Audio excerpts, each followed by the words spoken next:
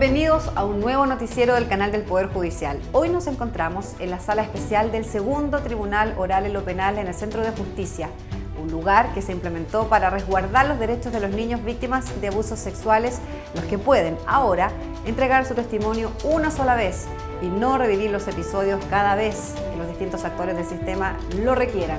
Desde acá los invitamos a conocer titulares. El lavado de dinero será uno de los temas fundamentales de la mesa Lucha contra la Corrupción de la Cumbre Iberoamericana Paraguay 2016. Ministro del Tribunal Supremo de España se encuentra en Chile para conocer el funcionamiento de los tribunales. Una de las mesas de trabajo que se está preparando para la Cumbre Judicial Iberoamericana de Paraguay 2016 es la de la lucha contra la corrupción. Está liderada por el ministro de la Corte Suprema, Milton Huica, que nos explicó los alcances del trabajo que se está realizando para enfrentar este problema en la región. La importancia de estas instancias internacionales está en el trabajo colaborativo de todos los poderes judiciales que participan de la cumbre. En la preparatoria para la mesa denominada Lucha contra la Corrupción, además de talleres, se han tomado en cuenta puntos particulares. El ministro Huica explicó la labor previa que junto a su equipo está realizando.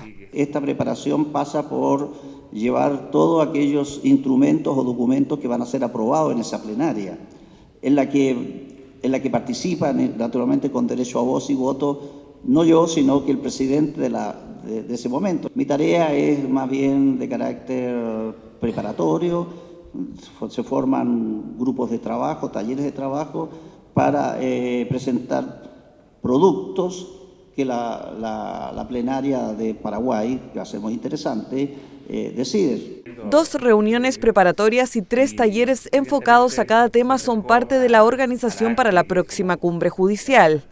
En un primer aspecto estamos trabajando para hacer conciencia de la probidad dentro de los jueces. Y por lo tanto el incentivo es que desde luego en el Poder Judicial no haya corrupción. La relación del Poder Judicial con otras instituciones del Estado es un aspecto fundamental. Esto porque un trabajo coordinado mejorará la atención al usuario, ya que es necesario que exista un proceso disciplinario que sea capaz de sancionar los casos de corrupción, respetando los derechos de la persona. La relación que debe haber del Poder Judicial con los otros órganos del Estado, de trabajar en comunidad, para conocer los proyectos y aportar. Y por lo tanto, la interrelación es un tema fundamental para que opere, digamos, un sistema de probidad de todo el Estado. Uno de los puntos específicos que se ha tomado en cuenta para la Cumbre Judicial Iberoamericana 2016 tiene que ver con el lavado de dinero, ya que no existen políticas en la materia. Porque también tenemos que llegar a un consenso de cómo trabajar en el tema más importante de la corrupción.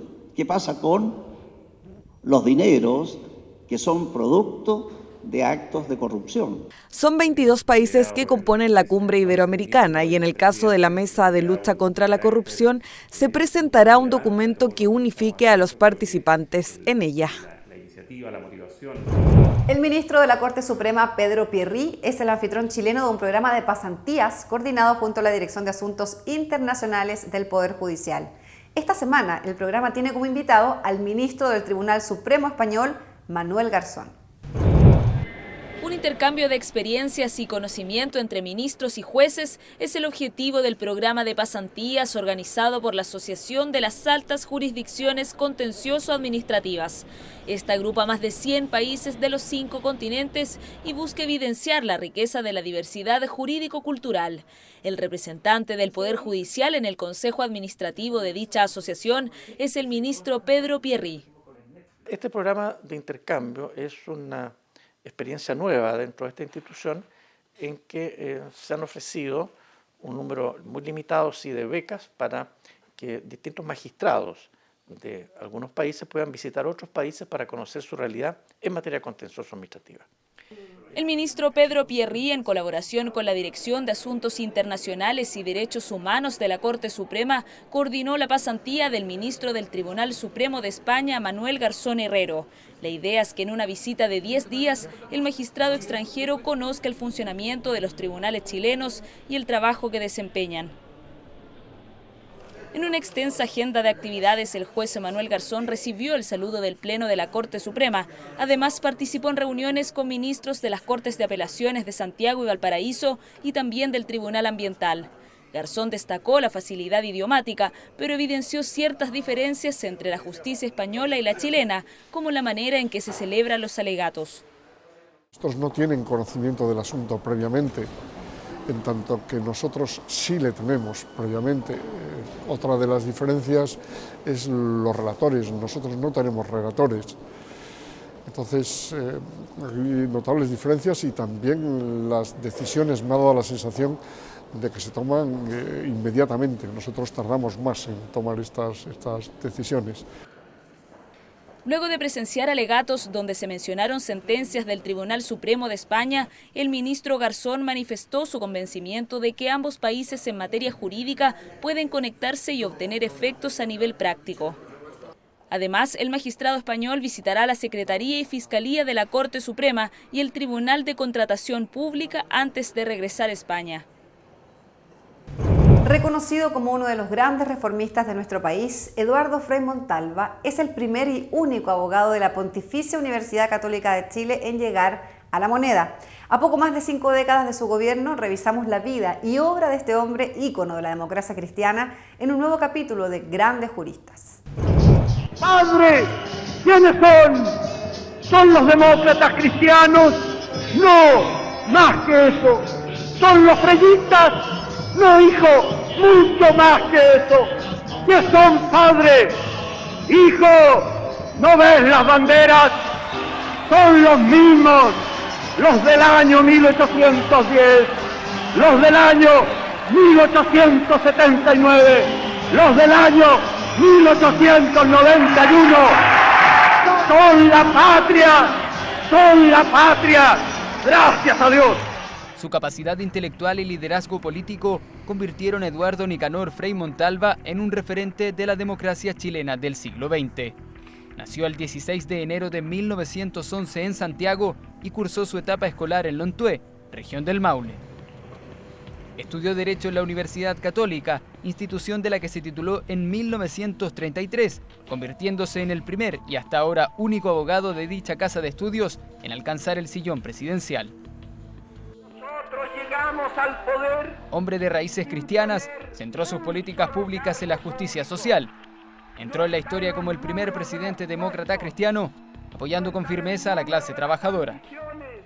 Lo único que hizo fue luchar por el sistema democrático, por el régimen democrático en toda su vida, en los peores momentos, porque ya sea contra Salvador Allende como contra Augusto Pinochet.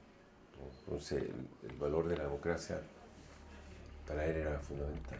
En 1934 se inscribe en la Juventud Conservadora, mismo año en el que asume la dirección del diario El Tarapacá de Iquique y contrae matrimonio con María Ruiz Tagle Jiménez. Posteriormente, con 34 años de edad, es nombrado ministro de Obras Públicas y Vías de Comunicación por el presidente Juan Antonio Ríos. Para muchos, el paso más importante en su carrera política se produce cuando en 1949 es elegido senador por Atacama y Coquimbo, en representación de la Falange Nacional. Pavimentó el camino que va a La Serena y Coquimbo. Y a lo poco tiempo, en el 49, salió senador por Atacama y Coquimbo. Y ahí ya se transformó en una figura porque entró en una vitrina que era el Senado. En 1956 es elegido senador por Santiago con la primera mayoría, representando a la Falange Nacional, partido que al año siguiente se convierte en la democracia cristiana. Frei Montalva se presenta por primera vez a una candidatura presidencial en las elecciones del 58, oportunidad en la que resultó electo presidente Jorge Alessandri Rodríguez. Tras una multitudinaria asistencia a la Marcha de la Patria Joven en el Parque Cousiño, actual Parque O'Higgins, llegó a la moneda con una de las más altas votaciones en la historia de las elecciones presidenciales. Frei Montalva se impuso con el 56,08% de las preferencias, frente al 38,93% de Salvador Allende. La Revolución en Libertad fue su bandera de lucha, un conjunto de medidas estructurales donde destacaron la reforma agraria, la chilenización del cobre y la promoción popular. Es indudablemente que la promoción popular fue un hecho muy importante, como lo fue también la chilenización del cobre. Pero la reforma agraria fue darle una calidad de ciudadano de la misma categoría que el de primera a los campesinos que siempre estaban dejados de mano.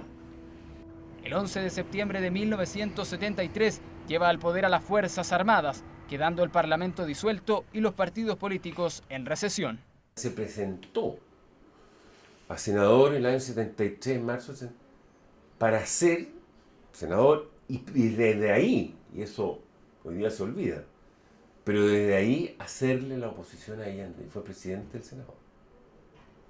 Y en calidad de presidente del Senado, expresidente de la República, le escribió la famosa carta a Mariano Rumor, donde le dice por qué él estaba de acuerdo.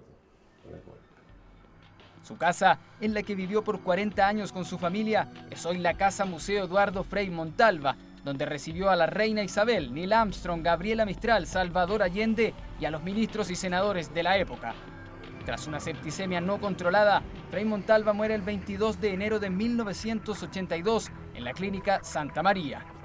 Hoy, a más de 30 años, la primera sala de la Corte de Apelaciones de Santiago reabrió la investigación del caso del expresidente para esclarecer la presunta intervención de terceros. Abogado, periodista, escritor y reformista, con un profundo sentido democrático, Eduardo Frei Montalva es recordado como uno de los mandatarios más influyentes de la política chilena del siglo XX. Las medidas cautelares son aquellas que buscan resguardar el éxito de una investigación. Son dictadas por jueces, los que muchas veces deciden cambiarlas según avanza el proceso. Las razones de por qué y cuándo se cambian las medidas cautelares se las contamos en la siguiente cápsula educativa. El pasado 9 de julio, el octavo Juzgado de Garantía de Santiago modificó la medida cautelar de arresto domiciliario total para los controladores del Grupo Penta, Carlos Alberto Délano y Carlos Eugenio Lavín, por el hasta arresto nocturno y arraigo nacional. El artículo 155 del Código Procesal Penal establece que las medidas cautelares son disposiciones judiciales que buscan asegurar el éxito de la investigación, proteger a la víctima de un delito, resguardar la seguridad de la sociedad o impedir la fuga del imputado. Una vez que se dicta una medida precautoria, el imputado puede solicitar a los tribunales de justicia que ésta se cambie o limite. La defensa del acusado puede justificar su petición asegurando que la medida cautelar no cumple adecuadamente la función de garantía para la cual está destinada. Los jueces pueden acceder o rechazar esta petición, al considerar si cumple o no la finalidad de evitar perjuicios innecesarios, siempre respetando la naturaleza e importancia del derecho.